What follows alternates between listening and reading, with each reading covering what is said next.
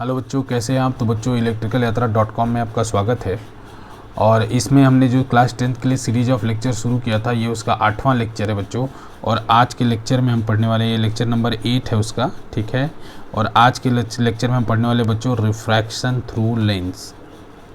आज के लेक्चर में पढ़ने वाले हैं रिफ्रैक्शन थ्रू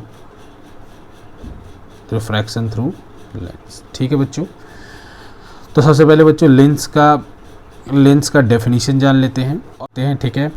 तो लेंस क्या होता है बच्चों। लेंस होता है, इसका डेफिनेशन लिख लीजिए, a lens is a transparent. इसका डेफिनेशन लिख लीजिए बच्चों, a lens is a transparent optical medium. A lens is a transparent optical medium bounded by two spherical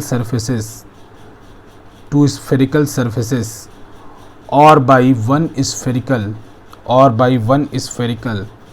and one plane surface या अदर प्लेन सरफेस, ठीक है बच्चों। तो देखो लेंस कैसा हो सकता है बच्चों। लेंस हो सकता है कि देखो ये एक स्फेरिकल सरफेस, ये एक स्फेरिकल सरफेस, दोनों से बाउंड किया हुआ, बाकी ये ट्रांसपेरेंट मीडियम, ये एक लेंस है, ठीक है बच्चों। ये एक स्फेरिकल सरफेस, ये एक स्फेरिकल सरफेस, और बीच में ये जो है ये एक लेंस है, ठीक है। तो ये जो हुआ, ये स्फेरिकल सरफेस से दोनों तरफ से बाउंड हुआ बच्चों। और केस क्या हो सकता है, जैसे ये एक स्फेरिकल सरफेस हो और उसके बाद ये दूसरा वाला अगर प्लेन सरफेस हो, तो ये भी एक तरीके का लेंस है। या तो बच्चों ये केस कि ये स्फेरिकल सरफेस एक ऐसा हो और प्लेन सरफेस ऐसा हो, ये भी एक तरीके का लेंस है बच्चों, ठीक है। या ये एक ऐसा भी लेंस हो सकता है कि एक स्फेरिकल सरफेस ऐसा हो, एक स्फेरिकल सरफेस ऐसा हो।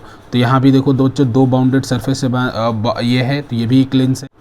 जैसे इस तरीके से बच्चों आप बढ़ते जा सकते हो कि इस तरीके से या तो दो स्फेरिकल सरफेस होनी चाहिए, या तो यहाँ पे जैसे दो स्फेरिकल सरफेस बच्चों, या तो एक स्फेरिकल सरफेस एक प्लेन सरफेस, इससे बाउंड किया हुआ है ये स्फेरिकल सरफेस और प्लेन सरफेस, स्फेरिकल सरफेस।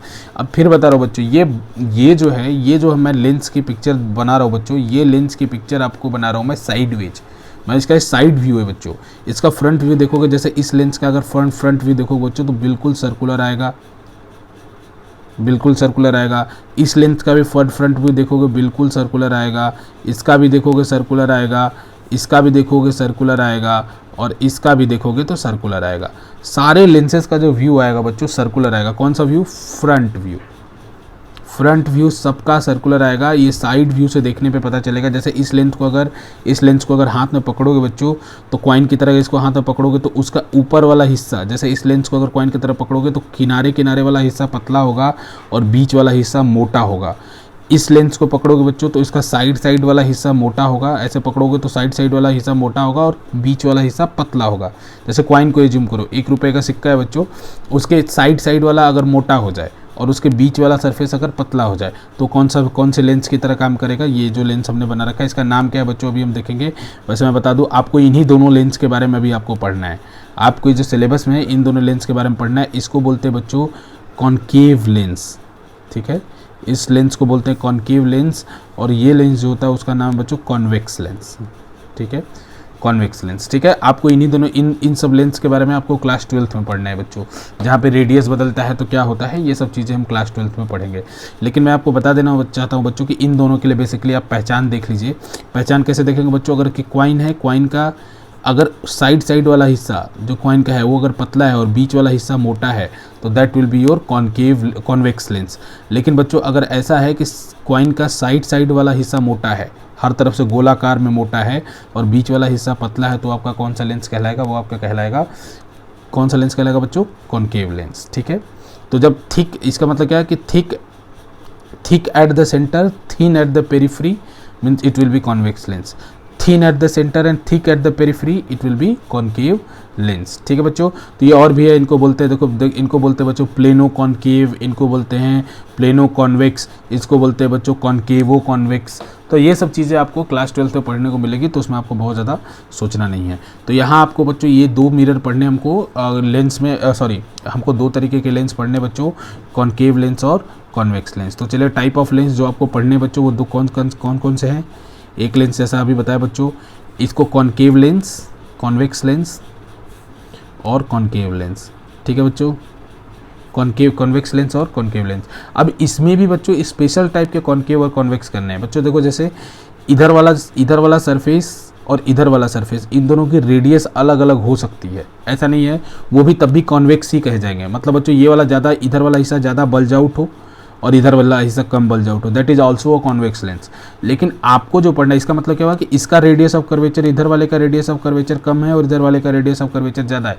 या ये बोलूँ मैं सिंपल, कम ज़्यादा से आप मत सोचो, ये सिंपल सोचो कि इन दोनों का रेडियस ऑफ कर्वेचर अलग अलग होगा तो क्या होगा, एक ज़्यादा मोटा एक साइड से हो जाएगा और एक साइड से पतला। It is also a convex lens, इसको भी कॉन्वेक्स लेंस कहा जाएगा। इन द सेम वे अगर ये रेडियस बदल जाए और ये ज़्यादा ऐसे ज़्यादा मुड़ जाए या ज़्यादा छोटा हो जाए तो भी ये कॉन्केव लेंस कहा जाएगा।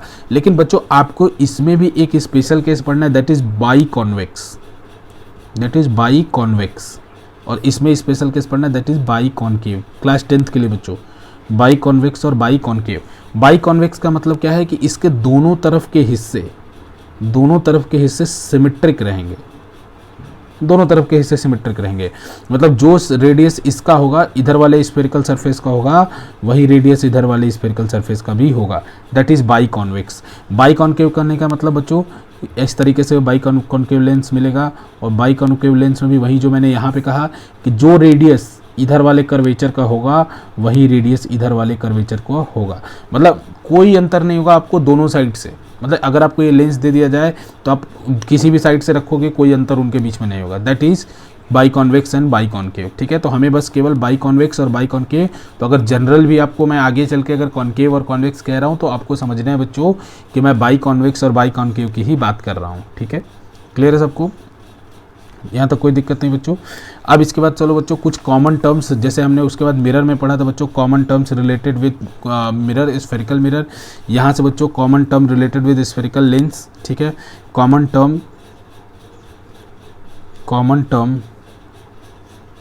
टर्म्स रिलेटेड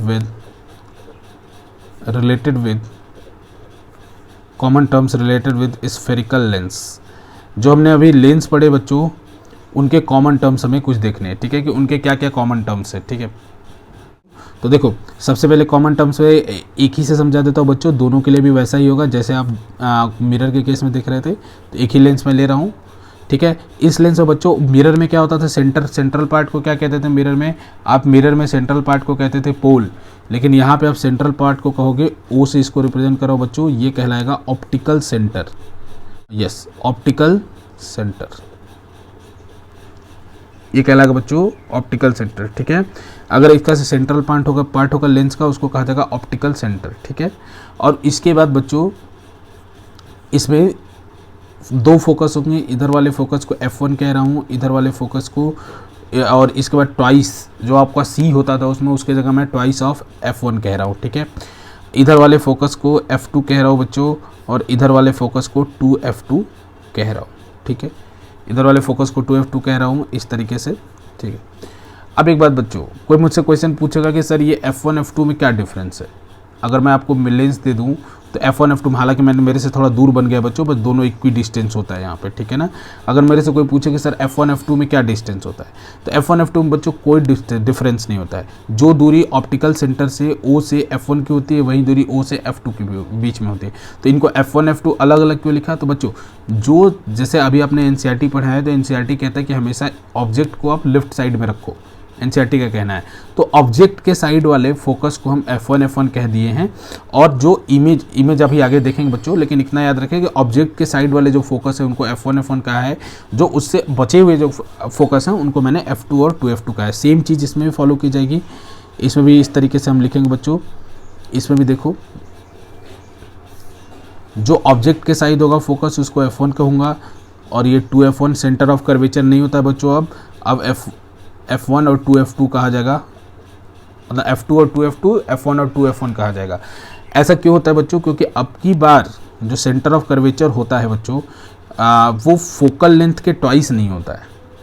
ठीक है, वो मैं आपको थोड़ा डिटेल में आगे बताऊंगा कि क्यों इसको 2F1 कहा, सेंटर ऑफ कर्वेचर नहीं कहा। ठीक है, जैसे आप उसमें सेंटर ऑफ कर्वेचर कहते थे। ठीक है बच्चों, तो ये दो तरीके कुछ कॉमन टर्म्स है। तो कॉमन टर्म्स में बच्चों देखो, ये ऑप्टिकल सेंटर है, ऑप्टिकल सेंटर के बाद दो फोकस होंगे, एक F1 और F2। ठीक है, और उसके बाद जो लाइन जो है वो फोकस को मिला रही होगी उसको कहेंगे बच्चों principal axis.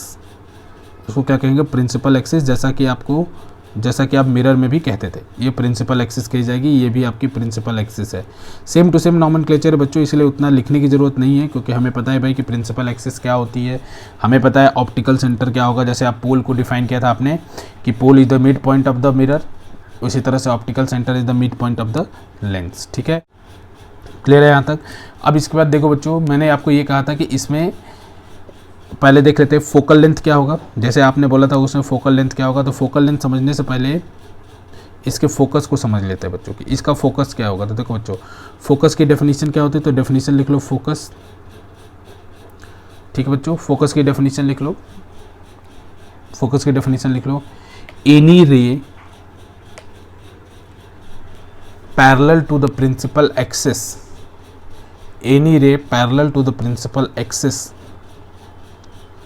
any ray parallel to the principal axis passes through a point, passes through a point or appear to diverge from a point, or appear to diverge from a point after the refraction, ठीक है, that point after the refraction, that point is called focus, ठीक है बच्चों। तो देखो focus में क्या है बच्चों कि कोई भी रे अगर है, ठीक है, पहले तो ये कौन सा लेंस है बच्चों, ये वाला लेंस कौन सा है, कॉन्वेक्स लेंस। ठीक है, ये कौन सा लेंस है, ये लेंस है कॉनकेव लेंस। ठीक है, कॉन्वेक्स लेंस है, और ये क्या कौन सा लेंस है, कॉनकेव लेंस। तो देखो बच्चों फोकस क्या कहता है कि देखो, तो अब इसमें f1 है, इसमें 2f1 है, और इसी तरह से यहाँ बच्चों f2 है, और यहाँ पे 2f2 है। ठीक है, तो कह रहे हैं कि any ray parallel to the principal axis, तो प्रिंसिपल एक्सिस के रे अगर पैरेलल रहेगी तो ऐसे आएगी, तो ऐसे आएगी बच्चों। तो या तो एक पॉइंट से पास करेगी, जैसे कि इस केस में इस f2 वाले पॉइंट से पास करेगी। ठीक है, f2 वाले पॉइंट से पास करेगी, तो यहाँ पे ये क्या कहलाएगा, f2 क्या कहलाएगा, फोकस। ठीक है बच्चों, जैसा कि पिछले मिरर के केस में होता था। ठीक है ना, फोकस। तो इसके बीच की जो, ठीक है, और इसके बीच की जो दूरी होगी यहाँ पे, ये कहा जाएगा बच्चों फोकल लेंथ, ये कहला जाएगा फोकल लेंथ। ठीक है, तो ये तो किसके लिए हुआ बच्चों, ये तो हुआ कॉन्वेक्स लेंस के लिए। इसी तरह कॉनकेव के लिए क्या होगा, कॉनकेव के लिए बनाओ, जैसे अभी इसमें आपको दो डेफिनेशन में दो पार्ट लिखवाया ना, एक और वाला पार्ट लिखवाया है, तो आर वाले पार्ट में लिखवाया था ना कि any ray parallel to the principal axis will pass through a point, तो इस केस में पास कर गई। और जैसा कि आप जानते थे कि कॉन्वेक्स मिरर में जो होता था अब वो कॉनकेव लेंस में होगा, तो कॉनकेव लेंस में क्या होगा, रे ऐसे पैरेलल आएगी, फिर से वहीं f1 होगा बच्चों, ये होगा बच्चों f2, 2f1, तो पैरेलल आएगी बच्चों। तो पैरेलल आने के बाद एक पॉइंट से डाइवर्ज होती हुई दिखेगी, तो पॉइंट से डाइवर्ज होती मतलब कुछ इस तरीके से जाती हुई दिखेगी बच्चों। ठीक है, तो ये जो पॉइंट है अब की बार ये फोकल लेंथ कहलाएगा, ये फोकल लेंथ कहलाएगा, और ये जो है फोकस कहलाएगा। ठीक है, ठीक है बच्चों। तो अब दूसरे साइड होगा f2 और दूसरे साइड होगा 2f2। अब एक बात समझो बच्चों, जहाँ पे प्रिंसिपल एक्सिस के पैरेलल रे इंटरसेक्ट करेंगी या अपीयर टू डाइवर्ज होंगी, उसी को प्राइमरी फोकस माना जाएगा, उसी को प्राइमरी फोकस माना जाएगा। और जहाँ पे जो प्राइमरी फोकस के अलावा जो फोकस बचा उसको मैं कहूँगा सेकेंडरी फोकस बच्चों। तो देखो, तो यहाँ पे कॉन्वेक्स लेंस के केस में प्राइमरी फोकस कौन सा है, f2। कॉनकेव लेंस के केस में प्राइमरी फोकस कौन सा है, f1। कॉन्वेक्स लेंस के केस में सेकेंडरी फोकस कौन है, f1। कॉनकेव लेंस के केस में सेकेंडरी फोकस कौन है, f2। अंतर समझना बच्चों कि वह फोकस को दो कैटेगरी में डिवाइड कर रहा हूँ, that is primary focus. Primary focus कहने का मतलब क्या है, जहाँ पे ray parallel to the principal axis या तो कन्वर्ज हो रही है या तो अपीयर टू डाइवर्ज हो रही है, दैट इज प्राइमरी फोकस। तो कॉनकेव के लिए जो प्राइमरी फोकस है बच्चों वो है, कॉनकेव के लिए कौन सा है प्राइमरी फोकस है f1। और कॉन्वेक्स के लिए प्राइमरी फोकस कौन सा है, कॉन्वेक्स के लिए प्राइमरी फोकस है f2। देखो, कॉन्वेक्स के लिए प्राइमरी फोकस कौन सा है, f2, यहाँ पे रे में इंटरसेक्ट कर रही है। कॉनकेव के लिए प्राइमरी फोकस कौन सा है, क्योंकि यहाँ से रे ऑब्जर्व कर रही है। सेकेंडरी फोकस क्या है, सेकेंडरी फोकस दोनों के लिए अगर मैं बात करूँ, सेकेंडरी फोकस। तो देखो बच्चों, कॉनकेव के लिए सेकेंडरी फोकस क्या है, कॉनकेव के लिए सेकेंडरी फोकस क्या है, F2, जो इसके अलावा बच गया। कॉन्वेक्स के लिए क्या है, कॉन्वेक्स के लिए F1। तो जब बच्चों आपको फोकल लेंथ का आगे चल के साइन निकालना होगा या आगे चल के फोकल लेंथ कहा जाएगा, तो focal length is the distance of, अगर जब कभी आपको बोला जाएगा कि focal length of concave mirror या सॉरी कॉन्वेक्स लेंस या कॉनकेव लेंस, तो आपको समझना है focal length is the distance between, focal length is the distance between the primary focus and the optical centre, primary focus and the optical centre. ये बात आपको अच्छी तरह समझना है बच्चों, कि मतलब आपको जैसे आगे चल के डिसाइड करना पड़ेगा साइन कन्वेंशन में कि फोकल लेंथ पॉजिटिव है या नेगेटिव है लेंस का, तो आपको पॉजिटिव नेगेटिव किससे देखेंगे आप, प्राइमरी फोकस से। ठीक है, कि प्राइमरी फोकस किस साइड है उसको देख के आप पॉजिटिव नेगेटिव, जैसे साइन कन्वेंशन मिरर में पढ़ा था ना, वैसे इसमें भी साइन कन्वेंशन आएगा। तो साइन कन्वेंशन आएगा तो आप कंफ्यूज हो जाओगे सर कौन सा फोकस ले, तो मैं आपको क्लियरली बता देना चाहता हूँ, अभी उसको क्लियर कर देना चाहता हूँ बच्चों, कि हमेशा फोकल लेंथ का साइन डिसाइड करने के लिए आपको प्राइमरी फोकस लेना पड़ेगा। प्राइमरी फोकस क्लियर है, प्राइमरी फोकस है कॉन्वेक्स में F2 और कॉनकेव में F1। ये F1 F2 कैसे डिसाइड लिखा है सर, F1 F2 अच्छा होता है इसको F1 लिख, लेकिन बच्चों F1 F2 मैंने क्यों लिखा है, F1 लिखा है कि अगर ऑब्जेक्ट जिस साइड है, ऑब्जेक्ट जिस साइड रखा जाएगा उधर के फोकस को मैंने F1 नाम दिया है, और उसके अलावा जो बचा हुआ साइड है उधर के फोकस को मैंने F2 नाम दिया है। तो F1 F2 लिखने का लॉजिक ये है। इसके बाद यहाँ भी उसी तरह लिखा है कि जिधर ऑब्जेक्ट रहेगा उधर F1 का है, जिधर इमेज बनेगा या क्या बनेगा वो तो आगे की बात है, उसके अलावा जो बचेगा उसको F2 का है। लेकिन बच्चों प्राइमरी फोकस कैसे डिसाइड हुआ, प्राइमरी फोकस डिसाइड हुआ कि जो रे पैरेलल थी प्रिंसिपल एक्सिस के वो कहाँ पे मीट की, पैरेलल रे प्रिंसिपल एक्सिस से कहाँ मीट की, तो इस केस में F2 पे मीट की और इस केस में F1 से डाइवर्ज होती हुई दिखी। तो कॉनकेव तो जहाँ से पैरेलल रे कन्वर्ज हो रही थी उसको कहा जाएगा प्राइमरी फोकस। तो यहाँ प्राइमरी फोकस कौन है, कॉनकेव में प्राइमरी फोकस कौन है, कॉन्वेक्स में प्राइमरी फोकस है F2 और कॉनकेव में प्राइमरी फोकस है F1। और सेकेंडरी फोकस कौन है, जहाँ पे प्राइमरी फोकस को छोड़ के जो बचा उसको हम बोल रहे हैं बच्चों सेकेंडरी फोकस। ठीक है, आई होप आपको क्लियर हो गया बच्चों सेकेंडरी फोकस क्या होगा, इसका ध्यान रखना है बच्चों, क्योंकि अगर मैं आपसे क्वेश्चन स्टेटमेंट दूँ convex lens, focal length of a convex lens, तो आपको हमेशा दिमाग में रखना है कि फोकल लेंथ या प्राइमरी फोकस के बारे में बात की जा रही है। ठीक है, अगर मुझसे पूछो कि what is the difference between F1 and F2, there is no difference between F1 and F2। इन जितना डिस्टेंस ऑप्टिकल सेंटर से F2 का है उतना ही डिस्टेंस ऑप्टिकल सेंटर से F1 का है। सेम चीज़ यहाँ भी बच्चों, जितना भी डिस्टेंस ऑप्टिकल सेंटर से F2 का उतना ही डिस्टेंस ऑप्टिकल सेंटर से F1 का, कोई किसी भी प्रकार से कोई अंतर नहीं होगा। इसी लेंस को घुमा लो, इसी लेंस को घुमा लोगे तो अभी F1 F2 हो जाएगा, F2 F1 हो जाएगा, कोई डिफरेंस नहीं। ऐसा नहीं है कि कुछ आपको डिफ्रेंशिएट कर सकते हो कि F1 F2 कौन है, कोई भी, बस इतना ध्यान रखना है कि जिधर ऑब्जेक्ट रखा जाएगा उधर की तरफ के फोकस को F1 माना जाएगा और जिधर उसके अलावा जो बच जाएगा उसको हम F2 कहेंगे। ठीक है, पढ़ा था बच्चों मिरर में आपने रिलेशन पढ़ा था कि F = होता है R/2। ठीक है, R/2। तो देखो बच्चों, अगर ये सरफेसेस स्फेरिकल हैं, अगर ये सरफेसेस स्फेरिकल हैं तो इसका तो रेडियस ऑफ कर्वेचर होगा ही, या मैं बोलूँ इसका सेंटर होगा ही। तो क्या ये जो 2F1 है क्या इस वाले स्फेरिकल सरफेस का सेंटर है, या मैं इसको तो C ही लिखना चाहिए, तो अब या इसको ऐसे कर लेते, अब C1 C2 कर लेते, 2F1 क्यों किया। जैसे अगर आपको मान लीजिए जैसे F1 F2 किया, वहाँ पे मिरर की तरह ही रखने के लिए इसको यहाँ पे C1 C2 कर लेते। तो देखो बच्चों, तो मिरर के केस में R was equal to twice of F, but in case of lens R is not equal to twice of F। R twice of F के इक्वल नहीं होता है बच्चों, बल्कि मैं आपको बता दूं F जो होता है वो होता है R/2 n-1 के इक्वल, R/2 n-1 के इक्वल। फोकल लेंथ बता रहा हूँ कॉनकेव कॉन्वेक्स। अब देखो बच्चों, ये 2n-1 के इक्वल हो गया, तो अब n यहाँ पे क्या है, refractive index of the lens, refractive index of the lens. इसीलिए बच्चों नो डाउट इसका सेंटर ऑफ कर्वेचर कहीं होगा, इसका सेंटर ऑफ कर्वेचर कहीं होगा, लेकिन अब की बार वो फोकल लेंथ का या ये जो डिस्टेंस है इसका ट्वाइस नहीं होगा। इसलिए जब ट्वाइस नहीं होगा तो उसको हटा दिया, बल्कि एक नया पॉइंट दे दिया बच्चों, जैसे 2F1। यहाँ पे R अगर C रखते बच्चों तो वो ट्वाइस ऑफ F के बराबर नहीं होता, तो हमने 2F1 ले लिया जो कि ट्वाइस ऑफ F के बराबर होगा।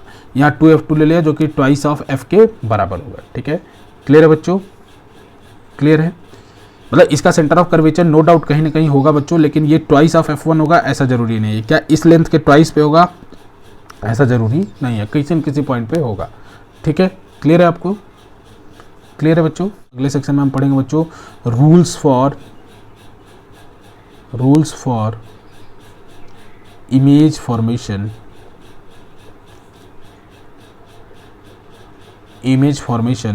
Bye spherical lens. Rules for image formation by spherical lens. ठीक है बच्चों, rules for image formation by spherical lens. अब देखो बच्चों, जैसे मिरर में पढ़ा था, तो मिरर में अभी आपने 4 केस पढ़ा था। 4 केस क्या पढ़ा था बच्चों? कि any ray parallel to the principal axis will pass through the focus after the reflection. ये बात कर रहे थे, कॉन्केव की बात कर रहा हूँ, कॉन्केव मिरर की। अब उसके बाद पढ़ा था दूसरे बच्चों, any ray passing through the focus will become parallel to the principal axis after the reflection. तीसरा क्या पढ़ा था? Any ray passing through the centre of curvature will retrace its path. चौथा क्या पढ़ा था बच्चों? चौथा आपने पढ़ा था at pole angle of incidence will be equal to angle of reflection. ठीक है, तो अब इस तरीके से बच्चों इसमें भी 3 रूल है, इसमें 3 रूल है। उसमें 4 रूल होते थे, इसमें 3 रूल है। और इसमें उस केस में बच्चों जब मिरर मैंने आपको पढ़ाया था तो दोनों रूल मैंने अलग अलग पढ़ाए थे, कॉन्केव के लिए अलग और कॉन्वेक्स के लिए अलग। मैं यहाँ पे 3 रूल है तो मैं दोनों को एक साथ पढ़ाऊंगा बच्चों। तो रूल नंबर 1 लिखे, रूल नंबर 1 लिखो बच्चों, any ray parallel to the principal axis, any ray parallel to the principal axis, any ray parallel to the principal axis will pass through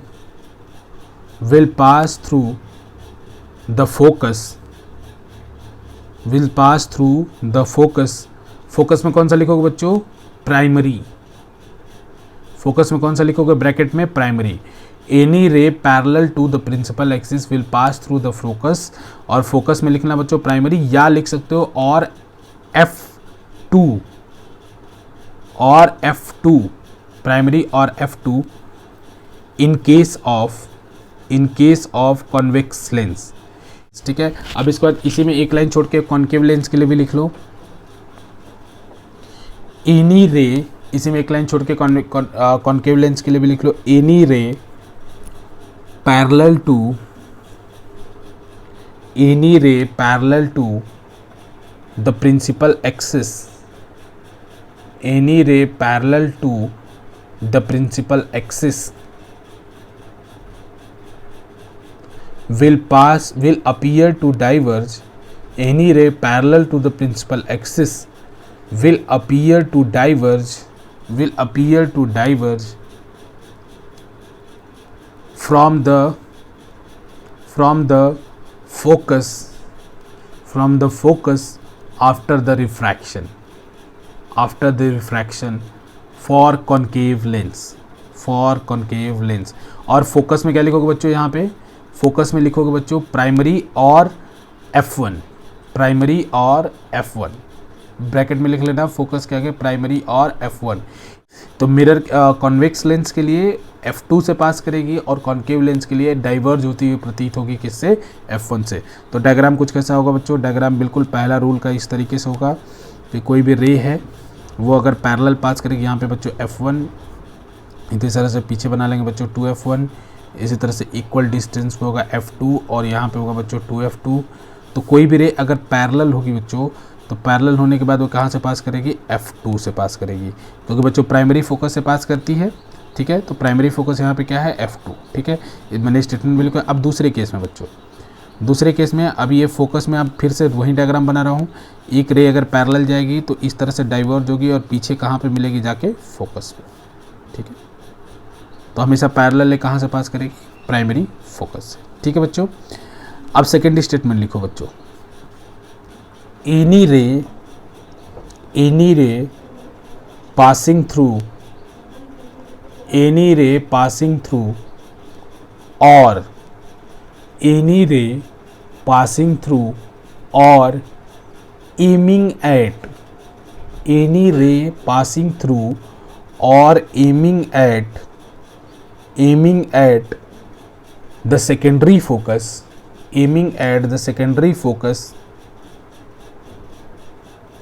any ray passing through or aiming at the secondary focus will become parallel to the principal axis, will become parallel to the principal axis after the refraction, will become parallel to the principal axis after the refraction। तो क्या कहा जा रहा है बच्चों कि अब किसकी बात कर रहे हैं, पहले केस में प्राइमरी फोकस की बात की थी, अब बात करें सेकेंडरी फोकस की। तो सेकेंडरी फोकस में क्या करें कि अगर कोई भी रे सेकेंडरी फोकस से पास करती है, तो कॉन्वेक्स का सेकेंडरी फोकस ये है, कॉन्वेक्स का सेकेंडरी फोकस ये है, तो ये क्या हो जाएगी, प्रिंसिपल एक्सिस के पैरेलल। रिफ्रैक्शन के बाद कैसे हो जाएगी, प्रिंसिपल एक्सिस के पैरेलल। लेकिन अगर मैं बात करूँ बच्चों कॉन्केव के लिए, ठीक है, इन्हीं रे अगर ये F1 है बच्चों, ये F2 है, ठीक है, तो इसका सेकेंडरी फोकस इधर है, तो अगर F1 से सेकेंडरी फोकस से पास होती हुई अगर रे जाएगी तो पैरेलल हो जाएगी प्रिंसिपल एक्सिस के। अगर मैं बात करूं बच्चों कॉन्केव के लिए, तो कॉन्केव में सेकेंडरी फोकस से अगर फोकस पे रे पास तो नहीं कर सकती, क्योंकि कॉन्केव का जो सेकेंडरी फोकस है बच्चों वो दूसरे साइड है। इसका देखो इधर की तरफ है 2F1 और इधर की तरफ है बच्चों F2 और 2F2। तो देखो कॉन्केव का सेकेंडरी फोकस किधर की तरफ है बच्चों, कॉन्केव का सेकेंडरी फोकस है इस साइड। तो अगर इसीलिए मैंने यहाँ पे लिखा है बच्चों एनी रे aiming at the secondary focus. Aiming at the secondary focus मतलब मान लो इधर से एक रे आ रही थी बच्चों जो कि सेकेंडरी फोकस को एम करके आ रही थी, मतलब ऐसा अगर ये लेंस नहीं होता तो इसी पॉइंट से पास कर जाती, ठीक है। तो अगर ऐसा कभी भी केस आएगा बच्चों तो वो रे रिफ्रैक्शन के बाद पैरेलल हो जाएगी प्रिंसिपल एक्सिस के। रिफ्रैक्शन के बाद क्या हो जाएगी, पैरेलल हो जाएगी प्रिंसिपल एक्सिस के, ठीक है बच्चों। अब एक चीज़ और बच्चों, कॉन्वेक्स लेंस क्या करता है, पैरेलल रेज को कन्वर्ज करता है एक पॉइंट पे। इसीलिए बच्चों ये मैग्नीफाइंग ग्लास एक सिंपल कॉन्वेक्स लेंस है, जो ज्योतिष वगैरह यूज करते हैं, जो हाथ वगैरह देखते हैं, तो उसमें जो कॉन्वेक्स लेंस यूज करते हैं वो जो लेंस यूज करते हैं वो सिंपल कॉन्वेक्स लेंस है बच्चों। इसीलिए क्या होता है कि उससे आप आग भी लगा सकते हो, अगर सूर्य की तरफ करो एक पॉइंट पे कागज़ रखो और कागज़ में आग लग जाएगा, तो वो सिंपल आप कॉन्वेक्स लेंस का ये वाला प्रॉपर्टी यूज कर रहे थे, जो प्रॉपर्टी नंबर 1 था जो हमने इमेज फॉर्मेशन के लिए यूज किया, ठीक है। तो उसमें सारा रे जो पैरेलल आएगा वो इस पॉइंट पे फोकस करेगा, ठीक है बच्चों, क्लियर है यहाँ तक। तो इसीलिए बच्चों ये क्योंकि सारे रे को कन्वर्ज करता है, इसलिए कॉन्वेक्स लेंस को कहते हैं बच्चों कन्वर्जिंग लेंस। कॉन्वेक्स लेंस कहलाता है कन्वर्जिंग लेंस, ठीक है। कॉन्वेक्स लेंस को बच्चों कहते हैं कन्वर्जिंग लेंस। याद रखना उल्टा होता है, मिरर से उल्टा होता है। मिरर में कौन सा लेंस कन्वर्जिंग होता था, कॉनकेव। यहाँ कौन सा लेंस कन्वर्जिंग है, मिरर में कौन सा मिरर कन्वर्जिंग होता था, कॉनकेव। यहाँ कौन सा लेंस कन्वर्जिंग है, कॉन्वेक्स, ठीक है। यहाँ पे देखो बच्चों अगर रे पैरेलल आई तो उसको इसने क्या कर दिया, diverge.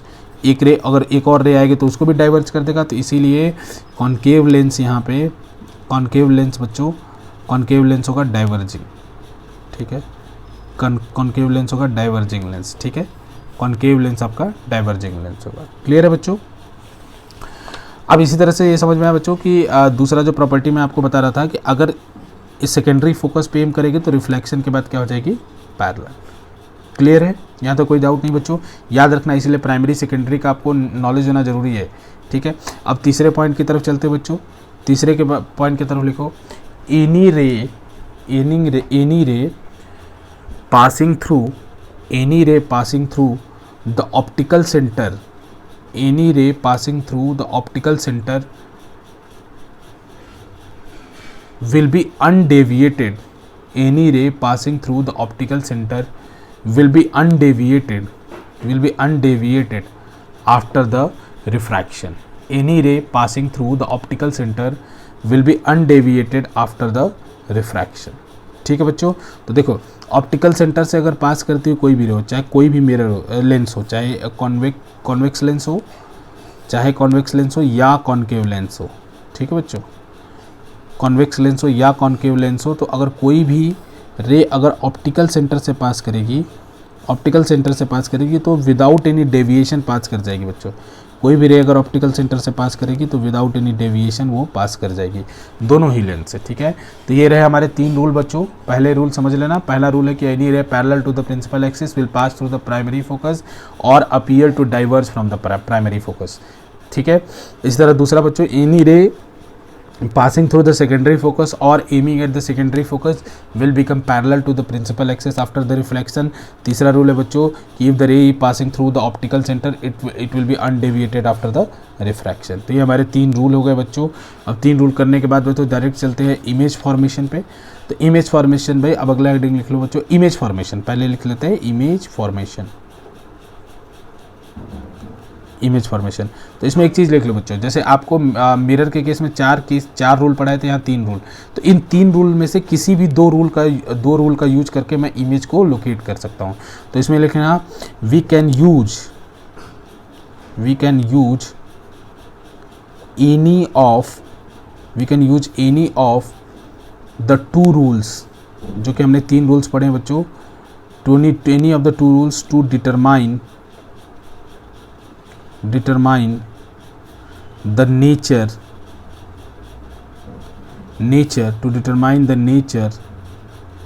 and size of the image,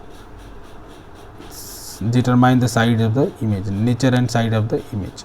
ठीक है, तो हम जितने भी अभी 3 रूल पढ़े, 3 रूल में से कोई भी 2 रूल का यूज करके बच्चों हम इमेज के नेचर को, इमेज के साइज को कि क्या होगा विद रिस्पेक्ट टू ऑब्जेक्ट, वो सब हम डिटरमाइन कर सकते हैं। ठीक है, तो बच्चों देखो, अब सबसे पहले मैं आपको पढ़ाने वाला हूँ इमेज फॉर्मेशन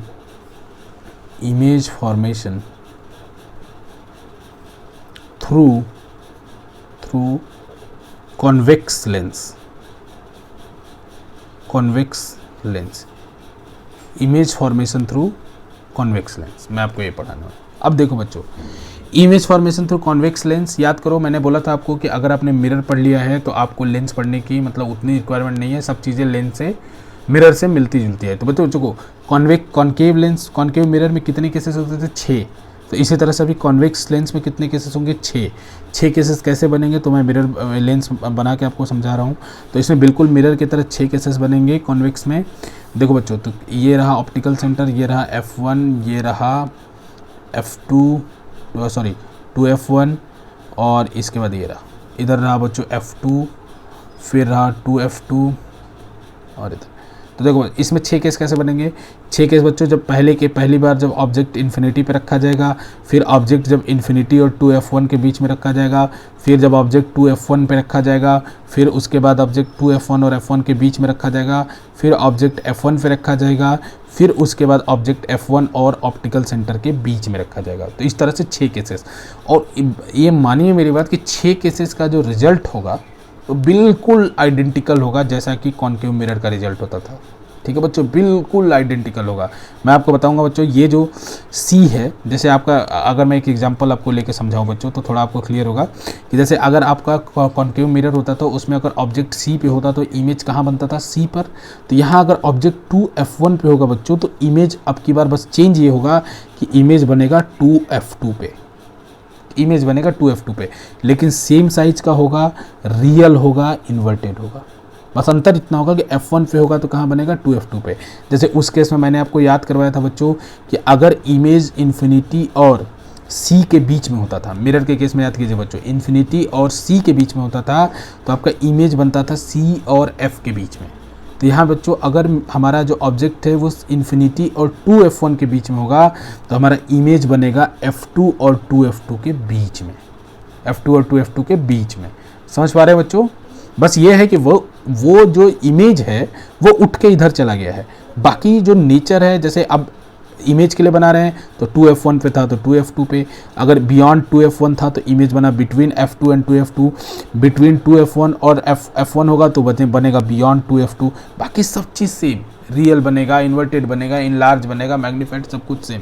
ठीक है बच्चों, तो उसी तरह का जो शॉर्टकट उसमें आपने लिया था वो यहाँ भी ले सकते हैं। ठीक है, तो चलिए बारी बारी से इसके 6 केस को देखते हैं। और जैसा आपने उसमें पढ़ा था कि कॉन्वेक्स मिरर के 2 केस होते थे, उसी तरह से यहाँ कॉन्केव लेंस के केवल 2 केस होंगे।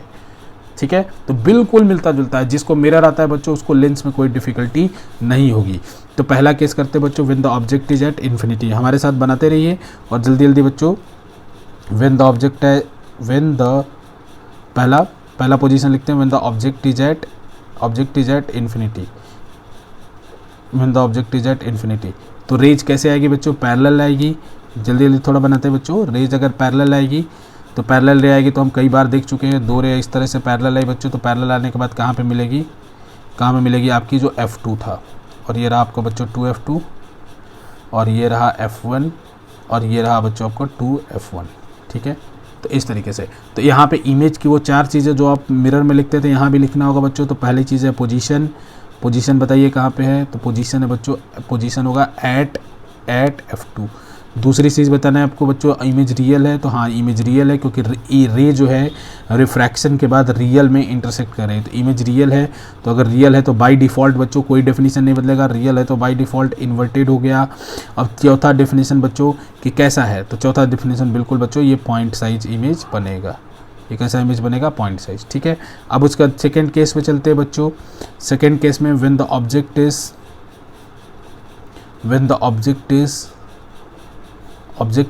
बियॉन्ड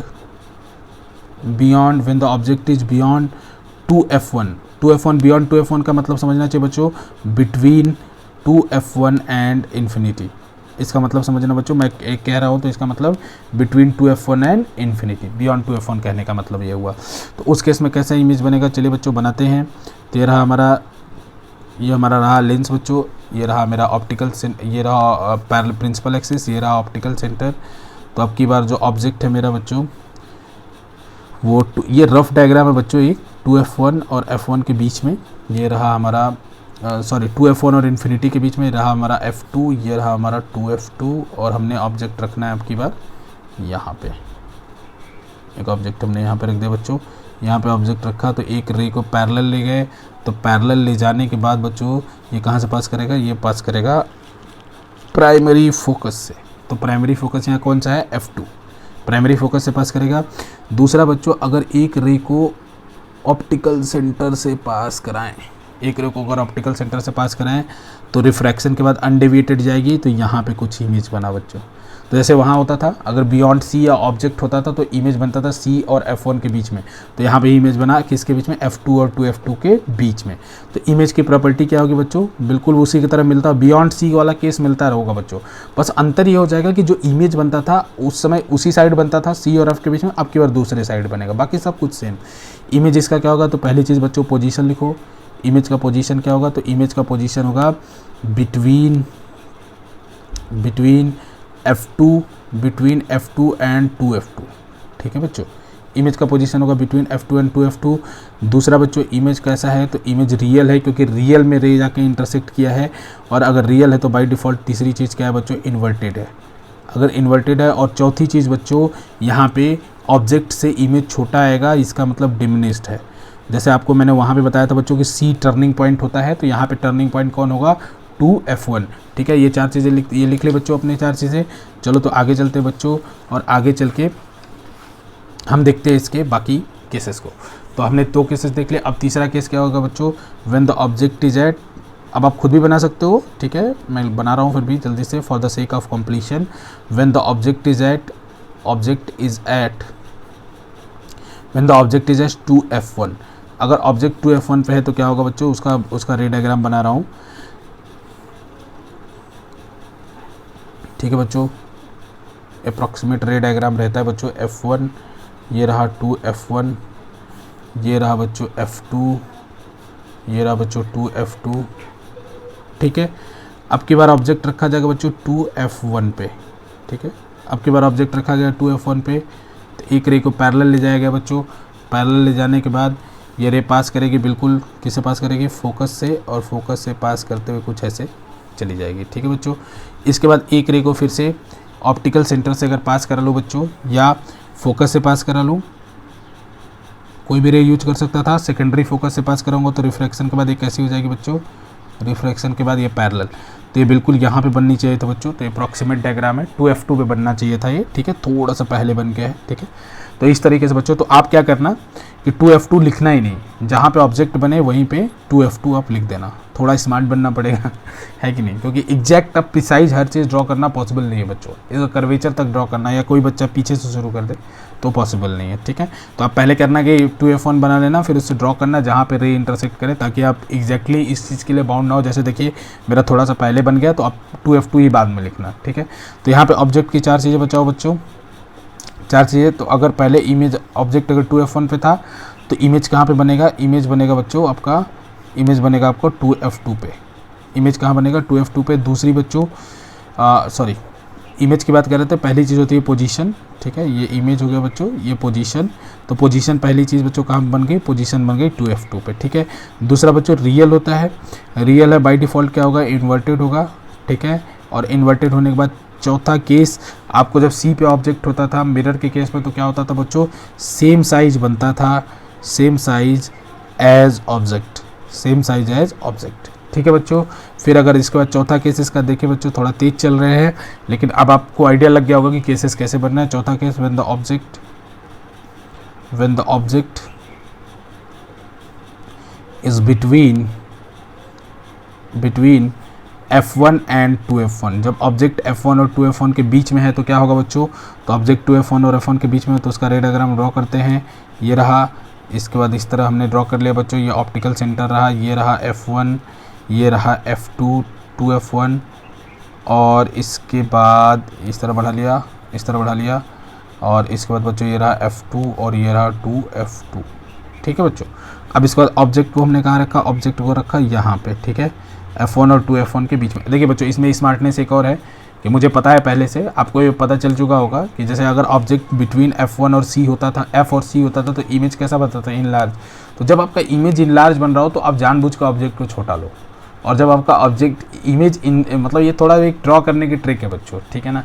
अब जब आपको पता हो कि मतलब आपका जो इमेज है वो डिमिनिश्ड बन रहा है तो आप ऑब्जेक्ट थोड़ा बड़ा लो। तो मैंने जानबूझ कर देखो थोड़ा सा छोटा ऑब्जेक्ट लिया क्योंकि मुझे पता था इसको मुझे इनलार्ज बनाना है ना, तो मैंने ये ले गया मैं, क्योंकि बच्चों ये एग्जैक्ट नहीं ड्रॉ कर सकते, आपके पास वो नहीं है, मतलब एग्जैक्ट लेंस नहीं ड्रॉ कर सकते। ये एक आइडिया होता है, आइडिया के लिए होता है रे डायग्राम, ऐसा ना, ऐसा आपको कभी मार्क्स नहीं कटेगा अनटिल अनलेस आपका बहुत ज़्यादा गलत हो। ठीक है, अगर आपने सही बनाया है, सही चीज़ें लिखी है तो आपके मार्क्स नहीं कटते इसमें। बस अगर रे आपके एरो गलत नहीं है, एरो होने चाहिए सही, आपको सही होने चाहिए। ठीक है, तो पहला रे पास करा बच्चों, F2 से पास कर गया। ठीक है, अब इसका इमेज कहाँ बनना है आपको पता है बच्चों, इसका इमेज हमें कहाँ बनाना है, इसका इमेज हमें बनाना है बियॉन्ड 2F2।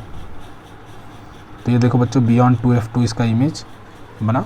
ठीक है, तो यहाँ पे फिर से इसकी इमेज की क्या प्रॉपर्टी, देखो बच्चों आइडिया वाली बात है वही, ठीक है ना, अप्रॉक्सीमेट आइडिया के साथ हमें ड्रॉ करना होता है कि बियॉन्ड 2F2 इमेज बनेगा। ठीक है, तो इसकी चार प्रॉपर्टी इमेज की क्या होगी बच्चों, इमेज की चार प्रॉपर्टी इसकी बताओ। तो इसकी पहली कि image will be form, position क्या होगा, पोजीशन होगा बच्चों बियॉन्ड, पोजीशन क्या होगा बियॉन्ड 2F2। ठीक है, दूसरा बच्चों, दूसरा इसका क्या होगा कि इमेज कैसा है, रियल है, और रियल है तो बाय डिफ़ॉल्ट क्या है बच्चों, इन्वर्टेड है। ठीक है, रियल है तो बाय डिफ़ॉल्ट इन्वर्टेड है। और चौथा बच्चों, पहली बार, क्योंकि बच्चों आपको पता होगा कि जब सी के इधर मिरर में आपको मैंने याद कराया था कि सी के जैसे ही आप इधर बढ़ोगे ऑब्जेक्ट इनलार्ज होने लगता था, और सी से लेके पोल तक इनलार्ज होता था। तो यहाँ भी वही केस होगा, आप जैसे ही 2F1 के इधर बढ़ोगे सारा इमेज जो है अब इनलार्ज ही होगा। ठीक है, तो यहाँ पे इमेज कैसा बना बच्चों, इनलार्ज बना। ठीक है, इनलार्ज बना। ठीक है बच्चों, अब इसके बाद इसका जो अगला केस है बच्चों वो करते हैं, 5वां नंबर केस। तो 5वां नंबर केस में ऑब्जेक्ट कहाँ रखा जाएगा बच्चों, ऑब्जेक्ट रखा जाएगा ऑब्जेक्ट एट इन्फिनिटी। 5वां नंबर केस है बच्चों, 5वां नंबर केस है object at infinity, sorry object at F1। ठीक है बच्चों, ऑब्जेक्ट को F1 पे रखा जाएगा। तो अगर ऑब्जेक्ट को F1 पे रखा जाएगा, चलिए तब तो इमेज अगर हम ड्रॉ कर सके तो इसका इमेज कहाँ पे बनना चाहिए, इन्फिनिटी पे। जैसे याद करो बच्चों, वहाँ जब फोकस पे रखते थे तो इमेज कहाँ बनता था, इन्फिनिटी पे। तो यहाँ भी अगर F1 पे रखोगे सेकेंडरी फोकस पे तो आपका इमेज बनेगा इन्फिनिटी पे। ठीक है, 2F1 F1 बस। ठीक है, ऑब्जेक्ट रख के कोशिश करते हैं कि इमेज इन्फिनिटी पे बने। ये रहा हमारा ऑप्टिकल सेंटर, ये रहा हमारा F2, ये रहा हमारा 2F2 बच्चों, और ये रहा एरो ऑप्टिकल। और बच्चों प्रिंसिपल एक्सिस में भी एरो होना चाहिए, क्योंकि principal axis is a line, तो लाइन माइनस इन्फिनिटी से प्लस इन्फिनिटी जाती है बच्चों। तो देखो ये रे को पैरेलल ले गया, पैरेलल ले जाने के बाद ये इसको 2F2 से पास कराया, और दूसरी रो को ऑप्टिकल सेंटर से पास कराया, और ये भी इस तरीके से पैरेलल। तो ये दोनों रे जब बच्चों पैरेलल हुई तो पैरेलल रे है तो दोनों जाके इन्फिनिटी पे मिलेंगी। तो इसका जो इमेज होता है, इमेज इसका क्या होता है बच्चों, बिल्कुल सेम टू सेम मिरर की तरह। इसका पोजीशन होगा पोजीशन एट इन्फिनिटी होगा। दूसरा बच्चों, ये इन्फिनिटी पे मैं हम मानेंगे कि जाके रियल में मिल रही है तो मैं रियल बनाऊंगा इसको। और तीसरा बच्चों रियल होगा तो बाय डिफ़ॉल्ट मानूंगा इन्वर्टेड। जैसे बच्चों मैंने आपको बताया था कि इन्फिनिटी ऐसा नहीं है कि बहुत ज़्यादा दूर, अगर हल्का हल्का आपको साइडो भी दिख रहा होगा, प्रिसाइज इमेज भी नहीं दिख रहा होगा, तो अगर इन्फिनिटी पे कोई ऑब्जेक्ट बन रहा हो तो उसकी इमेज आपको इन्वर्टेड ही दिखती है ना। तो आप लेंस का एक्सपेरिमेंट करके परफॉर्म करके अगर लेबोरेटरी में करोगे तो अगर 35 सेंटीमीटर का लेंस सपोज कर लो 15 सेंटीमीटर के फोकल लेंथ का लेंस है, अगर उसके ऊपर ऑब्जेक्ट रखोगे तो कहीं ना कहीं दूर अगर स्क्रीन रखोगे तो स्क्रीन पे उस ऑब्जेक्ट की उल्टी इमेज बनेगी, हालांकि ब्लर्ड इमेज बनेगी, उल्टी इमेज बनेगी। तो ऐसा मान सकते हैं वहाँ पे जो इमेज आपको दिखेगी वो इन्वर्टेड दिखेगी, इसीलिए उसको इन्वर्टेड कह रहे हैं। ठीक है बच्चों। अब चौथा जो है ये होगा हाईली इनलार्ज। ठीक है बच्चों, बहुत बड़ा बनेगा, हाईली इनलार्ज। ठीक है, ये थोड़ा सा एक्सपेरिमेंट बेस्ड पे है बच्चों। कई बार बच्चों सोचेंगे कि कन्फ्यूजन में हो जाता है कि सर कैसे आपको पता चला, तो मैं बताऊँ थोड़ा सा एक्सपेरिमेंट ड्रिवन है ये चीज़। ठीक है, अब इसके बाद देखो बच्चों छठा केस हमने क्या कह रहा था बच्चों उस केस में, when the object is between F and pole, focus और पोल के बीच में। तो यहाँ भी बच्चों when the object will be in between F1 and optical centre यानी O। ठीक है बच्चों, ऑप्टिकल सेंटर के बीच में होगा, तब क्या होगा। तो हाँ बताओ बच्चों, जब F और P के बीच में होता तो इमेज कहाँ बनता था, बिहाइंड द मिरर बनता था, वर्चुअल इमेज बनता था, इनलार्ज इमेज बनता था।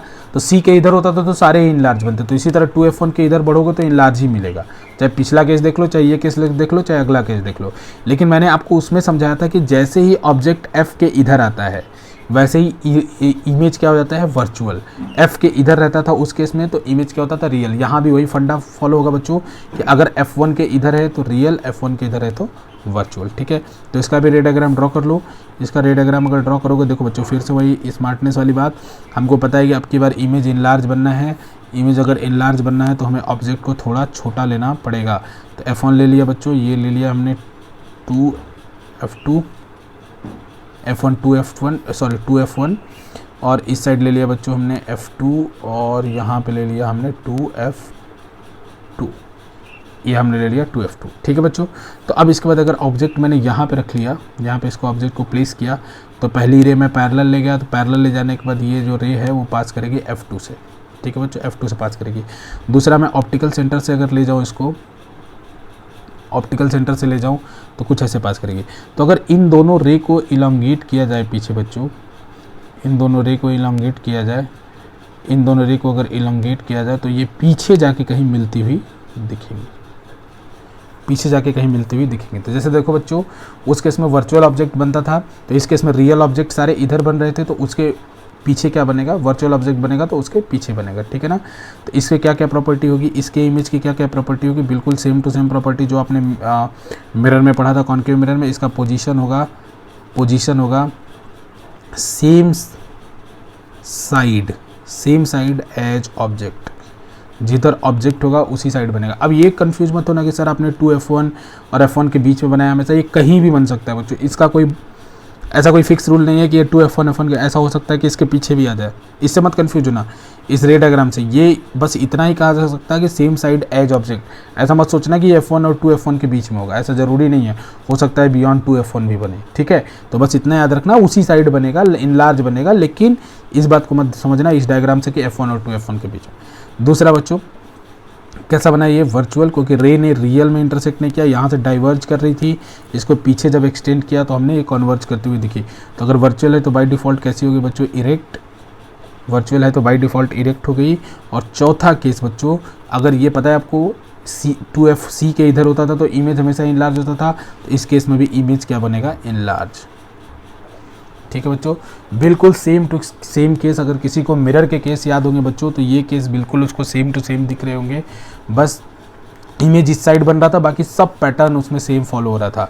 तो उसमें क्या पैटर्न आपको सिखाया था बच्चों, उसमें आपको सिखाया था, जब जैसे मैंने उसमें आपको सिखाते समय सिखाया था मिरर में, कि C के अगर इधर ऑब्जेक्ट हो, C के अगर इधर ऑब्जेक्ट कहीं भी रखा जाए, तो C के इधर दो केस बनते थे बच्चों। एक केस बनता था किसका बनता था, इन्फिनिटी का, और एक केस बनता था इन्फिनिटी और C के बीच में।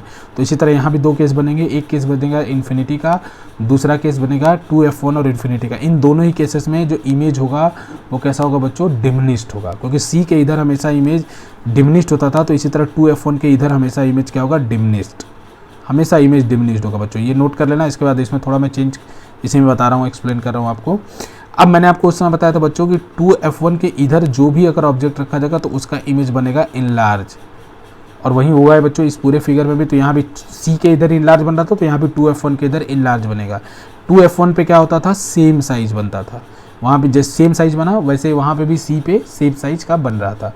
दूसरा बच्चों मैंने आपको वहाँ बताया था कि जैसे फोकल लेंथ के इधर कोई भी अगर ऑब्जेक्ट होगा तो हमेशा इमेज क्या होगा, रियल, और फोकल लेंथ के इधर होगा तो हमेशा इमेज क्या होगा, वर्चुअल। आपको मिरर में बताया था, तो यहाँ भी वही सिचुएशन है बच्चों कि F1 के इधर होगा अगर कोई भी ऑब्जेक्ट तो इमेज होगा वर्चुअल, और F1 के इधर होगा तो हमेशा रियल होगा तो हमेशा होगा रियल। तो 2 पॉइंट बस आपको याद रखना है किसमें, कॉन्वेक्स लेंस में। 2 पॉइंट कौन से बच्चों, C2F1 और F1।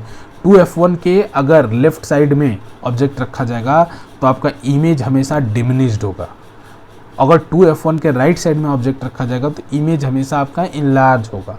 और अगर F1 के लेफ्ट साइड में रखा जाएगा तो इमेज हमेशा रियल होगा, और अगर F1 के राइट साइड में रखा जाएगा तो इमेज हमेशा वर्चुअल होगा। ये वहाँ भी मैंने चीज़ें बताई थी बच्चों, और यहाँ भी मैंने वो चीज़ें आपको बताई थी। अब पोजीशन कैसे याद करें, वहाँ पे कैसे पोजीशन है, मैंने आपको पेयर बनाने को बोला था। मिरर के केस में मैंने पेयर बनाने को बोला था, यहाँ भी मैं वही पेयर बनवा रहा हूँ बच्चों। तो मैंने मिरर के केस में आपको पेयर क्या बनवाया था, पेयर बनवाया था मैंने F और इन्फिनिटी का। F और इन्फिनिटी का क्या पेयर बनवाया था कि जब आपका इमेज इन्फिनिटी पे था तो ऑब्जेक्ट इन्फिनिटी पे था तो उसका इमेज बन रहा था F पे, और जब आपका ऑब्जेक्ट F पे था तो उसका इमेज बन रहा था इन्फिनिटी पे। वहाँ भी यही सिचुएशन बच्चों, लेकिन यहाँ अंतर क्या है कि अगर ऑब्जेक्ट इन्फिनिटी पे होगा तो यहाँ इमेज बनेगा F2 पे, और इमेज बनेगा F2 पे, और अगर ऑब्जेक्ट F2 पे होगा तो इमेज बनेगा F1 पे होगा तो इमेज बनेगा इन्फिनिटी पे। उसी तरीके से देख सकते हो बच्चों। दूसरा पेयर मैंने किसका बनाने को बोला था वहाँ, C and between C and F और बियॉन्ड C का। तो बियॉन्ड C जब ऑब्जेक्ट होता था तो इमेज बनता था C एंड F के बीच में, और C एंड F के बीच में ऑब्जेक्ट होता था तो इमेज बनता था बियॉन्ड C। यहाँ भी देख लो वही हो रहा है कि जब 2F1 और F1 के बीच में हो रहा था तो इमेज बन रहा था बियॉन्ड 2F2। पीछे डायग्राम देख लो बच्चों। तो इसी तरह से अगर बियॉन्ड 2F1 था तो इमेज बन रहा था बिटवीन F2 एंड 2F2। हाँ, बस ये नंबर बदल जाएगा, मतलब इमेज जो उस केस में सेम साइड बन रहा था अब इधर बनेगा, ठीक है। बाकी सेम टू सेम सब चीज़ें मैच करेंगे बच्चों। यहाँ आराम से बैठ के रिसर्च करना, कोई डाउट होगा तो मुझे ज़रूर लिखना electricalyatra@gmail.com पे, ठीक है। अब इसके बाद बच्चों 2 केसेस बचे, जैसा मैंने आपको बताया था कि कॉन्केव मिरर, जैसे आपके कॉन्वेक्स मिरर के 2 केस होते थे, वैसे ही आपके कॉन्केव लेंस के भी 2 ही केस हैं, ठीक है। और उनके रिजल्ट भी ऑलमोस्ट मिलते जुलते हैं, जैसा हमने वहाँ पे रिजल्ट निकाला था तो उसको भी कर लेते हैं, कॉन्वेक्स लेंस के भी रिजल्ट को कर लेते हैं। देखो बच्चों, तो चलो तो अब लिख लेते हैं image formation by concave lens. Image, इसके 2 केस हैं वो भी कर लेते हैं। फिर नेक्स्ट क्लास से बच्चों हम साइन कन्वेंशन पढ़ेंगे, और उसके बाद उसके ऊपर न्यूमेरिकल हम सॉल्व करेंगे। Image formation by concave lens, image formation by concave lens. Concave lens से इमेज फॉर्मेशन निकलते हैं। तो पहला बच्चों देखो, जैसे इसमें अगर अब मिरर का याद करो, मिरर में कौन सा लेंस था, मिरर में ऐसा वाला लेंस था, इस तरीके का लेंस था। तो उसमें 2 ही केस होता था। एक केस होता था जब ऑब्जेक्ट इन्फिनिटी पे होता था, और दूसरा केस होता था क्योंकि इसके सारे पोल F और C सारे इधर थे बच्चों, तो दूसरा केस क्या बनता था, बिटवीन पोल एंड इन्फिनिटी। एक केस बनता था जब ऑब्जेक्ट इन्फिनिटी पे था, दूसरा केस बनता था जब ऑब्जेक्ट पोल और इन्फिनिटी के बीच में हो। इसी तरह से यहाँ भी वही केस बनाएंगे बच्चों, यहाँ भी वही केस बनाएंगे। पहला केस भले ही यहाँ पे 2F1 होगा, भले ही यहाँ पे F1 होगा, लेकिन पहला केस वही होगा कि जब ऑब्जेक्ट इन्फिनिटी पे होगा तो उसका इमेज कहाँ पे बनेगा, 2F1 पे। और आप अच्छी तरह से जानते हो क्योंकि ऐसा डायग्राम हम पीछे बना चुके हैं। तो अगर ऑब्जेक्ट इन्फिनिटी पे हुआ तो इमेज बनेगा 2F1 पे, और इसका नेचर क्या होगा बच्चों इमेज का, तो इमेज का पहला नेचर बनेगा बच्चों एट F1, पोजीशन होगा एट F1। दूसरा बच्चों कैसा है, वर्चुअल है, और तीसरा वर्चुअल होगा तो कैसा होगा, इरेक्ट होगा। और चौथा ये कैसा है, पॉइंट साइज, कैसा है ये, पॉइंट साइज, ठीक है। अब इसके बाद अगला, इसका जो लास्ट केस है उसको देख लेते हैं बच्चों, दूसरा वाला। इस केस में क्या होता था कि ऑब्जेक्ट कहीं भी रखा जाए, अगर मैं याद कराऊँ आपको बच्चों कॉन्वेक्स मिरर का केस, तो उसमें आपको देखा था कि पोल और इन्फिनिटी के बीच में ऑब्जेक्ट कहीं पे भी रखा जाए उसका नेचर चेंज नहीं होता था। यहाँ भी वही सिचुएशन है बच्चों, भले ही F1 F2 है, F1 और 2F1 है, लेकिन इसके बीच में कहीं भी ऑब्जेक्ट रखा जाएगा इसका नेचर चेंज नहीं होगा। इसलिए इन सारे केसेस को एक ही केस में पढ़ते हैं, बिटवीन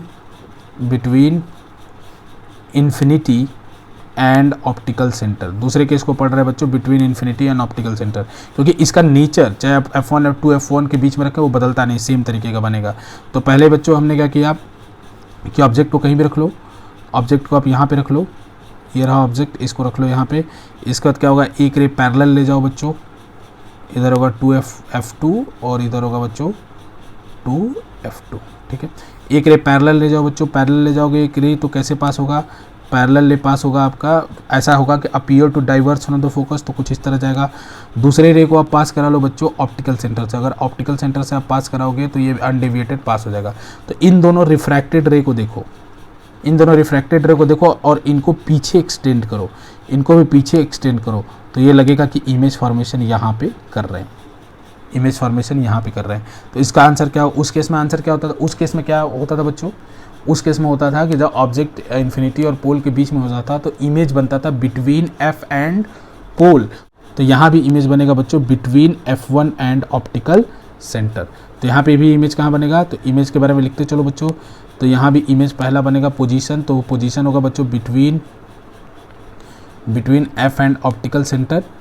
दूसरा बच्चों ये कैसा इमेज है, तो ये वर्चुअल इमेज है क्योंकि रियल में रे इंटरसेक्ट नहीं थी। तीसरा बच्चों अगर वर्चुअल होगा तो बाय डिफ़ॉल्ट कैसा होगा, इरेक्ट। और चौथा बच्चों अगर यहाँ पे देखोगे तो कैसा है, डिमनिस्ट।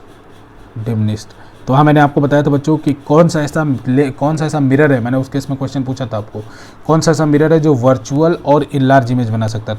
तो आपने वहाँ मुझे आपको अगर आंसर याद होगा तो वो हमारा आंसर होता था कॉन्केव मिरर, क्योंकि वर्चुअल और इनलार्ज बना। यहाँ कौन सा ऐसा लेंस है जो कि वर्चुअल और इनलार्ज इमेज बना सकता है, आप मुझे बता सकते हैं कौन सा ऐसा लेंस है बच्चों। तो इस केस में कॉन्वेक्स लेंस होगा, क्योंकि कॉन्केव लेंस हमेशा ही वर्चुअल इमेज बनाता है जैसे कि कॉन्वेक्स मिरर बनाता था, लेकिन वो वर्चुअल इमेज हमेशा ही डिमिनिश्ड होता है।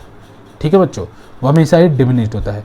तो ठीक है बच्चों, ये रहा आपका रे डायग्राम अच्छे से समझिएगा और जो कुछ एक दो ट्रिक बताया उसको याद रखिएगा। बाकी अगर आपको कोई भी डाउट है बच्चों, किसी भी प्रकार का डाउट है, तो आप मुझे electricalYatra@gmail.com पर मेल कर सकते हैं। ठीक है, और ठीक है बच्चों, बहुत बहुत धन्यवाद। नेक्स्ट लेक्चर नहीं भूलिएगा, नेक्स्ट लेक्चर में हम साइन कन्वेंशन और उसके बाद लेंस फार्मूला पढ़ेंगे और लेंस फार्मूला के ऊपर न्यूमेरिकल सॉल्व करेंगे। ठीक है बच्चों, बहुत बहुत धन्यवाद।